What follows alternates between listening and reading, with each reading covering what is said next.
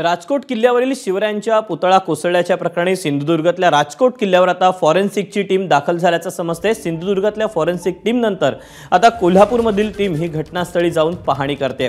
गेल्या अर्ध्या तासापासून फॉरेन्सिकची टीम ही राजकोट किल्ल्याच्या आतमध्ये आहे। आढावा घेतलाय विजय केसरकरनं।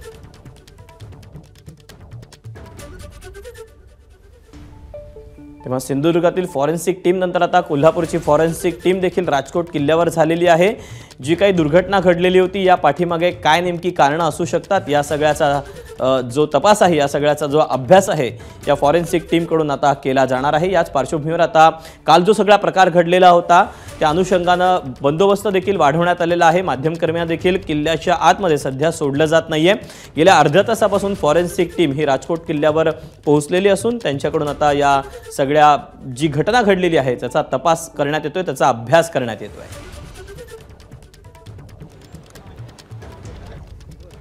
राजकोट किल्ल्यावरती पोलिसांचा मोठा बंदोबस्त आहे तो तैनात करण्यात आलेला आहे, कारण कोल्हापूरची फॉरेन्सिक टीम आहे ती गेल्या अर्ध्या तासापासून या ठिकाणी पाहणी करत आहे आणि ही पाहणी करत असताना कुठलाही नागरिक या ठिकाणी जाऊ नये याच्यासाठी पोलिसांचा मोठा बंदोबस्त आहे तो तैनात करण्यात आलेला आहे। काल ज्या पद्धतीने राडा झाला त्याच्यानंतर आज या ठिकाणी कुणीही येऊ नये याच्यासाठीचा हा प्रयत्न पोलिसांचा पाहायला मिळतोय।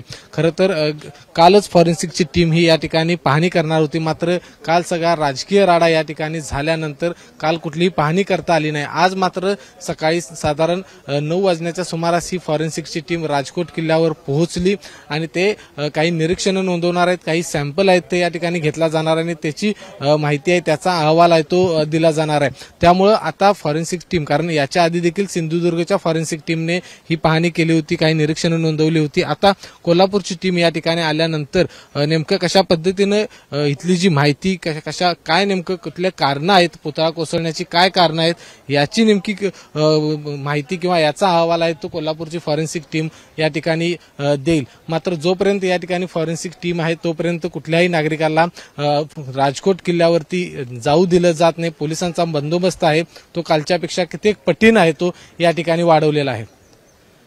कॅमेरामन निलेश शेवाळेसह विजय केसरकर, एबीपी माझा, राजकोट, मालवण। एबीपी माझा, उघडा डोळे बघा नीट।